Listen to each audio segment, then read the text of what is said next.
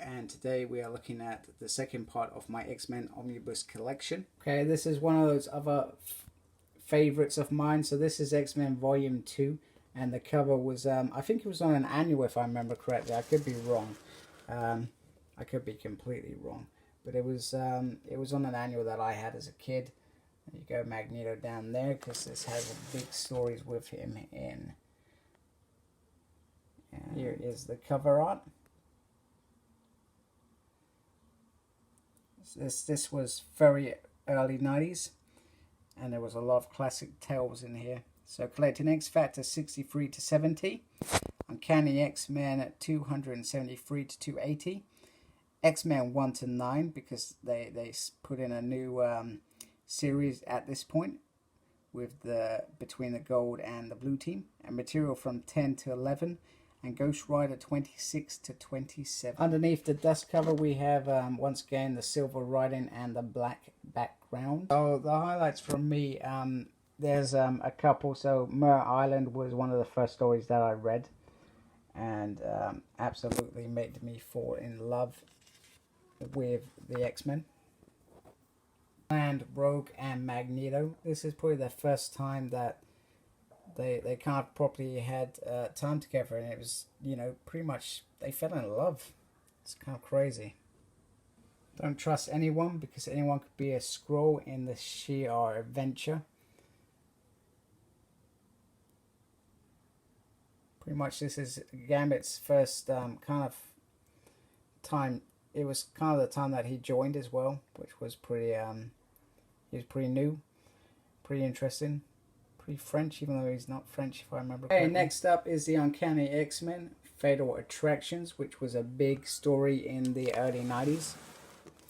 There's the side, and here's the back. So pretty much this was Magneto's big return, and it was epic.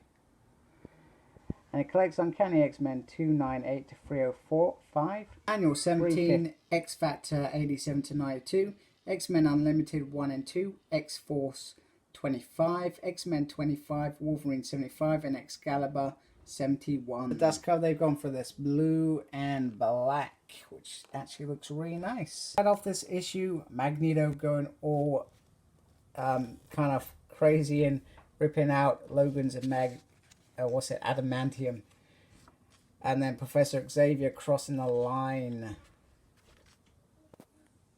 just like that, taking out his mind. X-Men Phalanx Covenant, and there's the front, and this is a lot smaller. It's a small event. And there's the back. It gives you a little bio, which is pretty cool. And then it's got collecting Uncanny X-Men 306, 311 to 314, and 316 to 317. Excalibur 78 to 82, X-Men 36 to 37, X-Factor 106, X-Force 38, Wolverine 85, and Cable 16. The thing that I love underneath the dust cover is this beautiful art going all the way round, which is pretty darn awesome. Although why they've got Wolverine on it twice, I do not know. My highlight of this is the fact that Cyclops and Jean have just come back from their honeymoon in the future, where they actually raised Nathan Dayspring Summers, so they know that he's their son. Well, that's pretty Age awesome. Of Apocalypse, the X-Men Omnibus. Now this is probably my favorite storyline that I read, and I didn't read this till probably 10 years after it came out. It's probably about 2006 that I actually read this, and I fell in love. Obviously, with reading the comics, nothing else, you know. I'm a married man. So Age of Apocalypse. So this actually contains quite a bit. This is mainly the main stories. There is a companion which I don't actually have. So you got Legion Quest at the beginning, and then pretty much every main storyline that you could think of. Uncanny X-Men 320, 321, X-Men 40 to 41, Cable 20, X-Men Alpha, Amazing X-Men 1 to 4, Astonishing X-Men 1 to 4, Factor X 1 to 4, Gambit and the Externals 1 to 4, Generation Next instead of X 1 to 4, Weapon X 1-4, Excalibur 1-4, X-Man 1-4, X-Men Omega Age of Apocalypse The Chosen, and X-Men Ashcan 2. That was a mouthful. I need a... Underneath the cover there is this fabulous artwork, which is pretty beautiful and pretty much on some of the complete epic books which I had before, so it's quite nice. Even though there are many highlights, I could talk for hours about this series, but I'm just going to pick the one. David Haller actually going to take out Magneto because it thinks it will give Charles, his dad, the peace and the time for him that he deserves, and Charles actually sacrifices himself for his friend and takes a hit. So life without Charles Xavier leads to the Age of Apocalypse.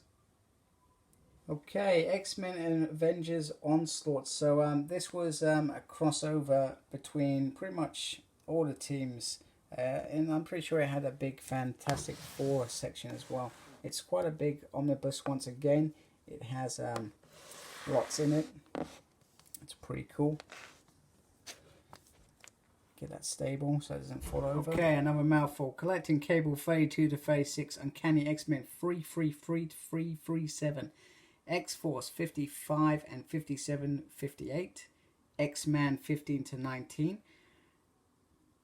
X-Men 53 to 57, X-Men Unlimited 11, Onslaught X-Men Avengers 401 to 402, Fantastic Four 415, Incredible Hulk 444 and 445, Wolverine 104 to 105, X-Factor 125 to 126, Amazing Spider-Man 415, Green Goblin 12, Spider-Man 72, Iron Man 332, Punisher 11, 4502, Onslaught Marvel Universe X-Men Annual 96 Onslaught Epilogue. Wow. X-Men The Road to Onslaught and material for him. Excalibur 100 and Fantastic Four 416. Wow. Mouth dry. Okay, and the artwork underneath is pretty spectacular. You've got every hero you could expect under the sun in this epic cover fighting Onslaught, and it is pretty cool. One of my favorite things was the Wolverine, Elektra and Stick issues in this story, and it's basically around Wolverine finding the truth to how Onslaught came about, and it's pretty interesting. It's like if you've been watching Legion recently, the Shadow King and that little kind of slimy thing going around. So pretty much it corrupts and creates Onslaught from doing what he did. Operation Zero Tolerance. So there's a new breed of Sentinel, Bastion, who is determined to destroy every mutant on the planet that his sole goal. And there's Cable at the back. And we almost had a man down. So we got Generation X 26 to 31, X-Force 67 to 70, X-Men 65 to 70, Uncanny X-Men 346, Wolverine 115 to 118, Cable 45 to 47, and X-Man 30. The cover, it's the simple blue and black background. Nothing special this time. For me, one of the big things of this story was Iceman stepping out of his comfort zone and perhaps being more than perhaps what he's been. He's always kind of been a kidder and kind of been on the side, if that makes sense. So this was his time to prove with the other X-Men taken out that he could be a force to be reckoned with. Okay, so that's the end of part 2. Make sure you follow me on Facebook, SmurredP, and embrace the geekiness. Take care. Goodbye.